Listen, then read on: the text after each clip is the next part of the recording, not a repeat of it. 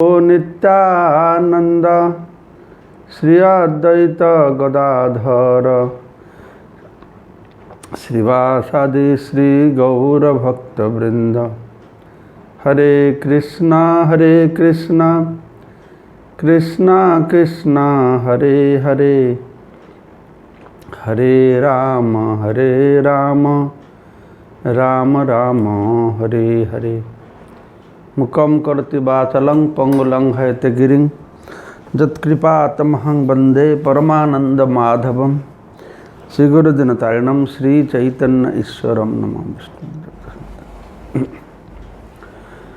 तो आमरा काल के आलोचना करलाम किभाबे कोन गुणे थेके शरीर त्याग करले तार की रकम गति हबे। तो व्यापारे आमरा श्रवण करलाम जरा सत्वगुणे देह त्याग करबे तादेर ऊर्ध्व गति हबे, तारा ऊर्ध्व लोके जाबे। स्वर्गीय लोके तादेर सत्वगुणेर परिमाण अनुसारे ऊपरे जे स्वर्लोक जनलोक महलोक सत्यलोक इत्यादि रयेछे तारा ऊपरे ऊपरे जाबे, ब्रह्मलोक पर्यन्त तारा जाबे। और जारा रजोगुणे आछे ताराई भूलोके तारा थाकबे।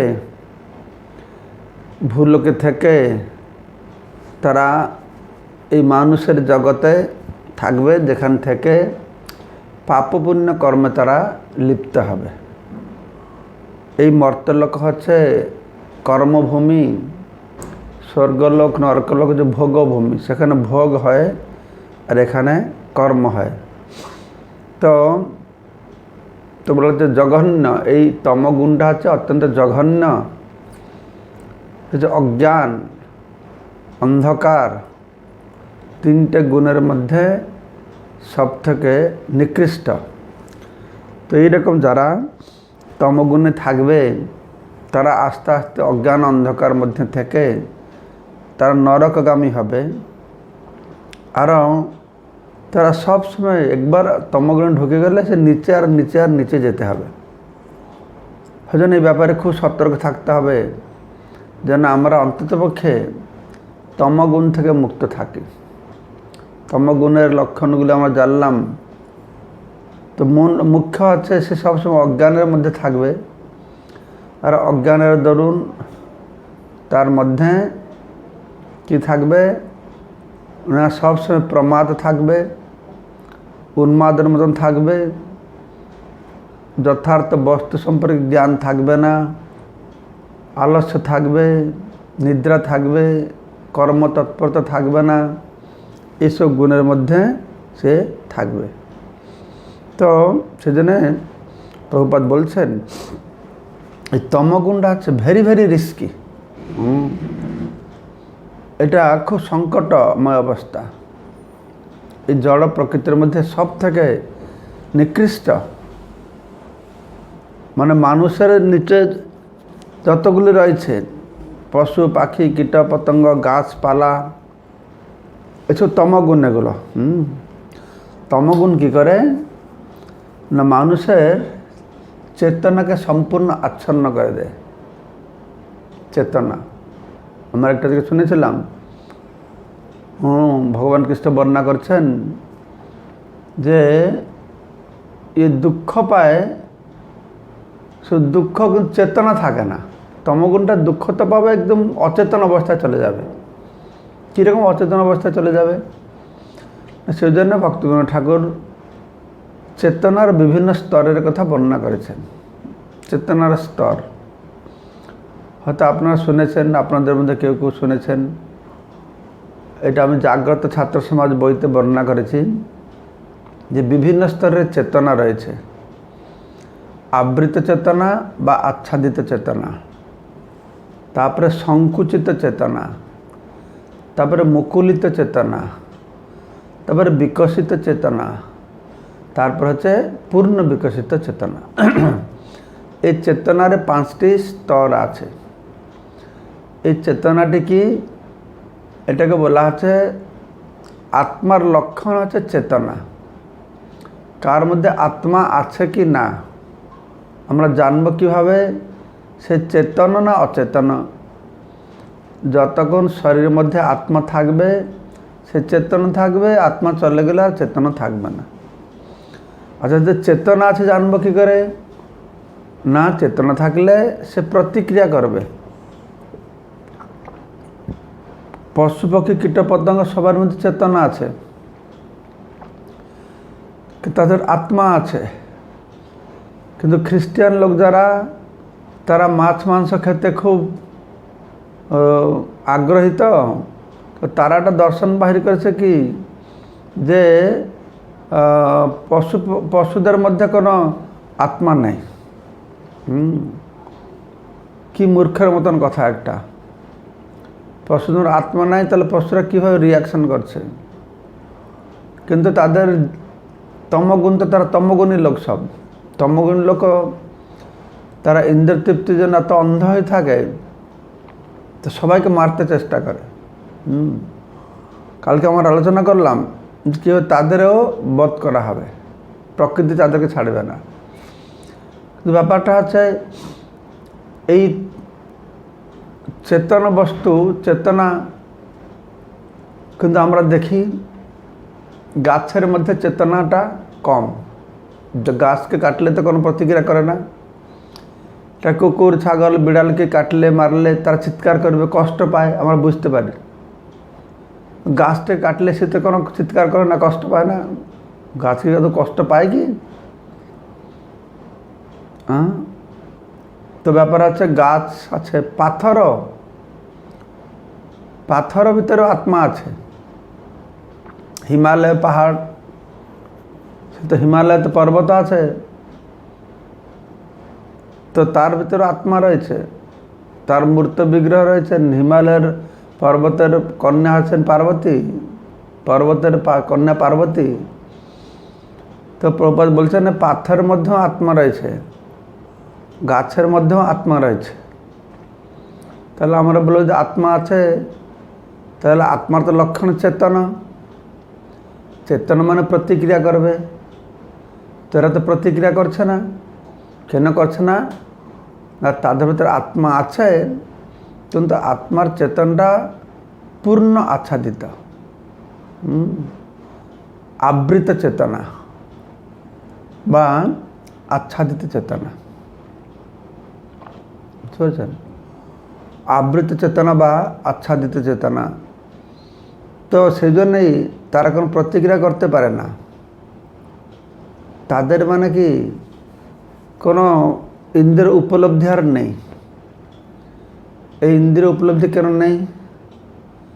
যেই জীব ইন্দ্রিয় ভোগে একদম মত্ত হয়ে এত ইন্দ্রিয় ভোগ করতে করতে একটা সময় এসে যাবে, সে ইন্দ্রিয় অনুভব তার আর থাকবে না, ভোগের অনুভূতি থাকবে না, অর্থাৎ তমগুণে চলে যাবে ইন্দ্রিয় ভোগ করতে করতে। তো আমি একটা আমাদের জীবনের দৃষ্টান্ত দেই ভক্তদেরকে, যেরকম বেশি ইন্দ্রিয় ভোগ করলে কী করে সেই ইন্দ্রিয়টা বেকার হয়ে যায়। যারা বেশি জোরে কানে হেডফোন দিয়ে জোরে গান বাজনা শুনে কিছুদিন পর তার কানে আর শুনতে পারে না। বা যারা লঙ্কা, ঝাল, মশলা, পান টান খায়, গুটকা টুটকা খায়, প্রথমে খেতে ভালো লাগে, তারপরে সে জিহ্বাটা কোনো স্বাদেই পায় না। ঠিক সেই রকম কোনো জীব ইন্দ্রিয় ভোগে মত্ত হলে তা আস্তে আস্তে তার চেতনাটা আবৃত হয়ে যাবে। কার দ্বারা আবৃত হবে? না অজ্ঞান দ্বারা আবৃত হবে বা কামের দ্বারা আবৃত হবে। চেতনাটা কাম তাকে আবৃত করে রাখবে। কাম মানে কি? ইন্দ্রিয় ভোগের বাসনাকে বলে কাম, আর সেটা অজ্ঞান থেকে আসে। তো অজ্ঞান কী করবে? এই চেতনাকে বা জ্ঞানকে ঢেকে দেবে। তো এটা হল আবৃত চেতনা। বৃক্ষ, পাথর, পাহাড়, এগুলো হচ্ছে আবৃত চেতনা। তো এর উপরে হচ্ছে পশু পাখি, তাদের চেতনা হচ্ছে সংকুচিত চেতনা। তাদের মধ্যে যে আত্মা রয়েছে, এই পাথর বৃক্ষের মতন ওই আত্মার চেতনাটা পুরো আবৃত নয়, কিন্তু ওটা সংকুচিত। তাদের মধ্যে যে চেতনা রয়েছে তারা কিছুটা বুঝতে পারে, কিন্তু সব কিছু বুঝতে পারবে না। কি বুঝতে পারে তারা? তাদের যে চেতনা রয়েছে তারা শুধু আহার নিদ্রা ভয় মৈথুনটা বুঝতে পারবে, তার উপরে তাদের আর বুদ্ধি নেই। কী করে খাবো, কী করে ঘুমাবো, কী করে মৈথুন করব, কী করে ঝগড়া করব, সেজন্য তাদের সংকুচিত চেতনা। কেন? তাদের চেতনাটি এই 4টি কর্মের মধ্যে সীমিত, এর ঊর্ধ্বে তারা কিছু করতে পারবে না।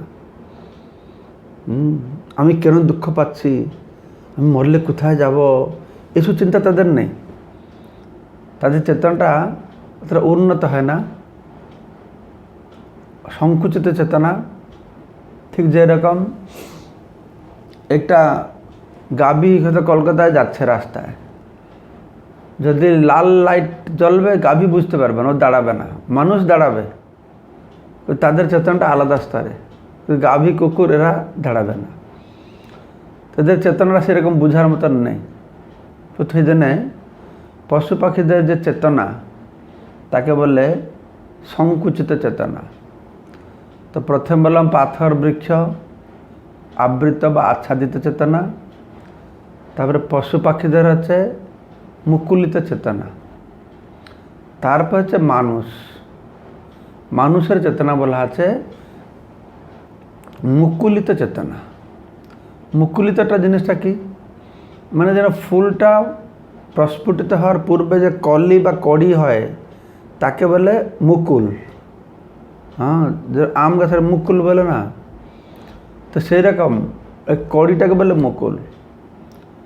মানে চেতনা পূর্ণ বিকশিত হওয়ার পূর্বের অবস্থাটা তাকে বলে মুকুলিত। এই মুকুলিত চেতনা। তো মানুষের চেতনাটা এই মুকুলিত চেতনা হওয়া উচিত। আমাদের মানুষ বলে আমরা মনে করি কি, যার 2টো হাত 2টো পা একটা মাথা আছে, ইঞ্জিনিয়ার ডাক্তার প্রফেসর হয়েছে, এসে মানুষ। কিন্তু শাস্ত্র ভিত্তিতে এরা কেউ মানুষ, সবাই মানুষ নয়। মানুষের বিচার করা যাবে কি করে, কে মানুষ কে পশু, তার চেতনা থেকে বোঝা যাবে। আমরা মানুষের মধ্যে রূপ পেয়েছি, কিন্তু প্রতিটি মানুষের চেতনাটা কিন্তু মানুষের স্তরে আসে না। তো কী করে বুঝবো তার চেতনা কোন স্তরে আছে? না, মানুষ জন্ম লাভ করেও ও যদি সবসময় আহার নিদ্রা ভয় মৈথুনের অন্বেষণ করতে থাকে, তাহলে তার চেতনাটা মানুষ শরীর পেলেও তার চেতনা হচ্ছে পশু স্তরের চেতনা। কেননা সে মানুষ না পশু বোঝা যাবে সে কি সম্পর্কে জিজ্ঞাসা করে, কি অন্বেষণ করছে। পশুদের চেতনাটা এই আহার নিদ্রা ভয় মৈথুনের মধ্যে সীমিত, এর উপরে তার কোনো। কিন্তু মানুষের চেতনাটা কি হবে না, অথাত ব্রহ্ম জিজ্ঞাসা। বেদান্ত সূত্রের প্রথম শ্লোকে বলা হচ্ছে অথাত ব্রহ্ম জিজ্ঞাসা, মানে এর পরে। কার পরে? মানে মনুষ্যজনী লাভ করবার পূর্বে আমরা যে 84 লক্ষ জীবজনীতে গতি করেছি, তো এর মধ্যে যখন মানুষ জীবজনী আমরা পাচ্ছি, তখন কি করতে হবে না, এই আহার নিদ্রা ভয় মৈথুন আমাদের অন্বেষণীয় বস্তু নয় বা জিজ্ঞাসা করবার বিষয় নয়। কী করে খাবো, কী করে ঘুমাবো, কী করে মৈথুন করব। তো আমরা যদি চিন্তা করি সারা জগতের মানুষ কি করে সময়টা অতিবাহিত করে, শুধু 2টো খাবে, সেটাকে বলে তারা সভ্যতা। কী করে ভালো করে খাবে, ভালো করে ঘুমাবে, ভালো করে মৈথুন করবে। কিন্তু মানুষ যত ভালো বাড়ি বানাক, সে শুয়ে পড়লে কুকুরটা রাস্তায় ঘুমে যে আনন্দ পাচ্ছে, ভালো বাড়ির মধ্যে থেকে মানুষ শুয়ে পড়লে একই আনন্দ পাচ্ছে। কুকুর, বিড়াল, বাঘ, ভাল্লুক মৈথুন করে যেই সুখটা অনুভব করছে, মানুষ একই সুখ অনুভব করছে। সে শুয়োর হয়তো বিষ্ঠা খাচ্ছে, হয়তো মানুষ হয়তো খিরি, পুরি, লুচি ভালো করে রেস্টুরেন্টে বসে খাচ্ছে, কিন্তু মানুষের খাবার যে আনন্দ, সে শুয়োর বিষ্ঠা খেলেও একই আনন্দ। শকুন মাংস হাড় খায়, একই আনন্দ, খাওয়ার আনন্দটা একই। সেজন্য বলা আছে আহার নিদ্রা ভয় মৈথুনম চ সামান্যমেত পশুভির নরানাং। যে মানুষ আহার নিদ্রা ভয় মৈথুনম এইটাই জীবনের সার করে ধরে রাখে, সে পশুভি সমান হয়, সে পশুর মতন। সেই জন্য শাস্ত্রে একটি শব্দ ব্যবহার করা হয়েছে দ্বিপদ পশু। পশু জগতে আমরা সবাই জানি চতুষ্পদ পশু, কিন্তু মানুষ হচ্ছে দ্বিপদ পশু। কেননা মানুষ রূপ ধারণ করলে কি হবে, তার চেতনাটা মানুষের স্তরে আসে না, যেহেতু তার মনের মধ্যে এই ব্রহ্ম জিজ্ঞাসা নেই। ব্রহ্ম জিজ্ঞাসাটা মানে কি, আমি কে, আমি কেন কষ্ট পাচ্ছি, মৃত্যু পরে কোথায় যাব, এই প্রশ্নগুলো যখন আসবে তাহলে বোঝা যাবে যে সে মানুষ হয়েছে। তার চেতনাকে বলা হবে মুকুলিত চেতনা। তা না হলে তার চেতনাটি পশুর মতন থাকবে, এই সংকুচিত চেতনায় থাকবে। সে দ্বিপদ পশু বলে তাকে বোঝা যাবে, সে হচ্ছে দ্বিপদ পশু। তো সেই জন্য আমাদেরকে কি করতে হবে না, এইভাবে চেতনার উন্নতি করতে হবে, তমগুণ থেকে উপরে উঠতে হবে। তো কারণ তমগুণই নিচে নিচে আরো নিচে আরো নিচে আরো নিচে যাচ্ছে। তো জীবনের লক্ষ্য হবে, মানুষ জীবনেই আমার এই লক্ষ্য স্থাপন করতে পারি কিভাবে আমার উপরে যাব। তো মুকুলিত চেতনা হলো মানুষের। আর মানুষদের মধ্যে যারা আমি কে, আমি কেন কষ্ট পাচ্ছি, কোথায় যাব, অনেক মানুষের যে প্রশ্নটা আছে, এই প্রশ্নটা জাগলেই মুকুলিত চেতনা। কিন্তু এই প্রশ্নের উত্তর পেয়ে যখন সে আধ্যাত্মিক জীবনযাপন করবে, ভক্তিমূলক জীবনযাপন করবে, তখন তার চেতনাকে বলা হবে যে বিকশিত চেতনা। যেন প্রশ্ন জিজ্ঞাসা ভাব আসছে, মুকুলিত চেতনা। আর প্রশ্নের উত্তর পেয়ে গিয়ে সে জীবনযাপন করছে, আমি কে, আমি চিন্ময় আত্মা, ভগবানের নিত্য দাস, আমি কেন কষ্ট পাচ্ছি, আমি ভগবানকে ভুলে গিয়েছি। কৃষ্ণ ভুলি যেই জীব অনাদি বহির্মুখ, অতএব মায়াতের দে সংসারাদি দুঃখ। আমার জীবনের লক্ষ্য কি, আমার জীবনের লক্ষ্য হচ্ছে ভগবান কৃষ্ণের সঙ্গে আমার যে হারানো প্রেমময় সম্পর্ককে পুনঃস্থাপন করা। এই উত্তরগুলো পেলে কি করবে না, সে ভক্তিমূলক সেবা শুরু করবে, ভক্তিমূলক জীবনযাপন করবে। তো এই প্রকারের যে মানুষ, সেই মানুষের চেতনাকে বলা আছে বিকশিত চেতনা। তো আবৃত বা আচ্ছাদিত চেতনা গাছপালা পাথর মধ্যে আছে, সংকুচিত চেতনা পশু পক্ষীদের মধ্যে রয়েছে, মুকুলিত চেতনা ব্রহ্ম জিজ্ঞাসা বিহীন যে মানুষ না, মুকুলিত চেতনা যে ব্রহ্ম জিজ্ঞাসা যুক্ত যে মানুষ, যাদের ব্রহ্ম জিজ্ঞাসা ভাবটা এসেছে, মুকুলিত চেতনা। আর বিকশিত চেতনা কি, যারা ভক্ত হয়েছে, ভক্তিমূলক সেবায় যুক্ত হয়েছে, বিকশিত চেতনা। তো এরকম ভক্তিমূলক সেবা করতে করতে যখন তাদের চেতনা পূর্ণ বিকশিত হয়ে যাবে, সে তার জীবনে সিদ্ধি লাভ করবে, শুদ্ধ ভক্ত হয়ে যাবে। পূর্ণ বিকশিত চেতনা মানে কৃষ্ণ চেতনা।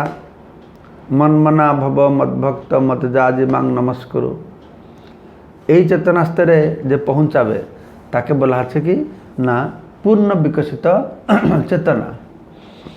তো এইভাবে ভগবান কৃষ্ণ ভগবদ্গীতায় বর্ণনা করছেন যে কিভাবে আমাদের চেতনা বিভিন্নভাবে আবৃত রয়েছে। যেভাবে আমাদের শিশু গর্ভের মধ্যে আবদ্ধ রয়েছে, আর যেরকম একটা আয়না ধুলোবালি দ্বারা আচ্ছন্ন রয়েছে, আর আগুনটা ধোঁয়ার দ্বারা আচ্ছন্ন রয়েছে। 3 প্রকার কথা বলছেন। তো আগুনটা ধোঁয়ার দ্বারা আচ্ছন্ন রয়েছে, মানে অল্প আচ্ছন্ন, আর আয়না ধুলোর দ্বারা আচ্ছন্ন, একটু বেশি আচ্ছন্ন, আর গর্ভের মধ্যে শিশু সম্পূর্ণ আচ্ছন্ন রয়েছে। এই 3টে স্তরের চেতনার কথা ভগবদ্গীতায় ভগবান কৃষ্ণ বর্ণনা করছেন। তো এইভাবে আমাদের কি হয় না, এই বিভিন্ন প্রকারের গুণ আমাদেরকে চেতনাকে আবৃত করে রাখে। এই রজগুণ তমগুণ চেতনাকে আবৃত করে রাখে, সবটাই চেতনাকে আবৃত করে রাখে, কিন্তু সত্যগুণটা কম আবৃত করে রাখে। রজগুণটা চেতনাকে আরও বেশি আচ্ছন্ন করে রাখে, আর তমগুণ তো একদম সম্পূর্ণ পশু পাখিদের মতন। তো এই তামসহ, এই তমগুণ হচ্ছে সব থেকে এটা গুরুত্বপূর্ণ। তো তারপরে ভগবান বলছেন যে ন অন্যম গুণেভ্য কর্তারম যদা দ্রষ্টা অনুপশ্যতি। যখন সে বুঝতে পারে, যেন সাধক বুঝতে পারে যে একমাত্র গুণই দ্বারা সব কিছু হচ্ছে। আমাদের টাইম হয়ে গেল, মানে কত সময় আছে? হরিবল হরিবল। হ্যাঁ, আর 4 মিনিট আছে। কী করে? হ্যাঁ, 40 মিনিট না, 4 minutes না? So tell me before 1 minute, because I cannot see. You have put the phone other side. তো এখানে বলা হচ্ছে যখন কেউ বুঝতে পারে, এটা কি বুঝতে হবে আমাদের, যে আমাদের যা কিছু কার্যকলাপ হচ্ছে, আমি যা কিছু করছি, সবাই যা কিছু করছে, এই সব কিছু প্রকৃতির গুণের দ্বারাই হচ্ছে। আমি কর্তা নাই। প্রকৃতি ক্রিয়মাণে গুণে কর্মে সর্বস অহংকার বিমূঢ়াত্মা কর্তাহং ইতি মান্যতে। এইটাই হচ্ছে গোড়া প্রবলেম। যখন আমি মনে করবো আমি কর্তা, তখন আমাকে গুণের ফল ভোগ করতে হবে। কিন্তু যারা উন্নত স্তরে পৌঁছে, তারা বুঝতে পারে যে যা কিছু হচ্ছে প্রকৃতির গুণের প্রভাবে হচ্ছে। আর প্রকৃতির গুণের প্রভাবকে বলবো, প্রকৃতির গুণের প্রভাব হচ্ছে, আমার কি দোষ আছে? আর তোমার কোন দোষ নেই। প্রকৃতির গুণের প্রভাবে হবে, কিন্তু প্রকৃতির গুণের প্রভাবের ফলটা পাবে, দুটোই পাবে, সেটা সহ্য করতে হবে। প্রকৃতির গুণের প্রভাবে হবে, তার সেটা ফলটা হলে সহ্য করতে হবে। তো এটাই দুটো জিনিস। একটা হচ্ছে, তো বলা হচ্ছে যে এইভাবে গুণেভ্য চ পরমবেতি মদভাবম স অধিগচ্ছতি। সে আমার ভাবকে প্রাপ্ত হবে, অর্থাৎ যে গুণকে অতিক্রম করতে পারবে যদি বুঝতে পারে যে এই সব কিছু কার্যক্রম গুণের দ্বারা হচ্ছে, কিন্তু ভগবান আছেন এই গুণের ঊর্ধ্বে। সে জানে যে ভগবান আছেন গুণাতীত, তিনি হচ্ছেন মায়াতীত, তিনি হচ্ছেন মায়ার অধীশ্বর, তিনি গুণকে পরিচালনা করছেন, কিন্তু গুণের দ্বারা কোনোদিন তিনি প্রভাবিত হয় না। হয়ে গেল? আর 1 মিনিট আছে। তো এইভাবে সে বুঝতে পারবে। এই শ্লোকটা 2 প্রকার আমাদের আচার্যরা ব্যাখ্যা করছেন।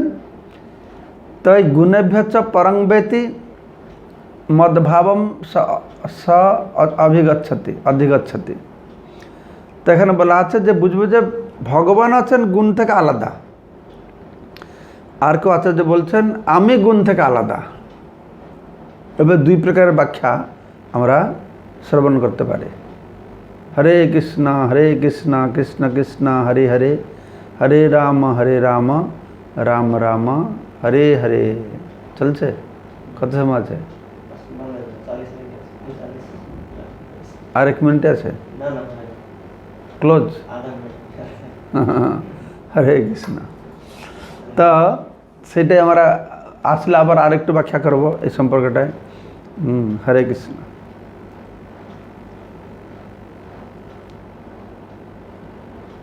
ইলেকট্রনিক হাত কে জানে? ইলেকট্রনিক হাত জানো? আমি তোমাদের বলে দিচ্ছি ইলেকট্রনিক হাত কী করে তুলতে হয়, বলে দিচ্ছি। তোমার যে পার্টিসিপেন্ট আছে ওই পার্টিসিপেন্টটা ক্লিক করো। এই যে চন্দনপুর তুলেছে, পার্টিসিপেট ক্লিক করলে এ তোমাদের আসবে। তো সেটাকে ধরলে যেরকম আমি টিপলাম, টিপলে রেজ হ্যান্ড লেখা আছে, রেজ হ্যান্ড টিপলে আমার হাতে এসে গেল। ঠিক আছে? আমার যদি কোনো কিছু এরকম প্রশ্ন করে তা প্রশ্ন করবো হাত উঠাও। আর যেরকম আমি জিজ্ঞাসা করছি এই সত্যবাক প্রভু ইলেকট্রনিক হাত উঠালো। এটা হচ্ছে আমাদের হাত, এটা হচ্ছে ইলেকট্রনিক হাত। তো সুধাময় চৈতন্য প্রভু তোমার হাতটা দেখি, ইলেকট্রনিক হাতটা কীরকম? সুধাময় প্রভু ওই তোমরা ওইটা টিপলে লেখা, এটা টিপলে দেখবে লেখা আছে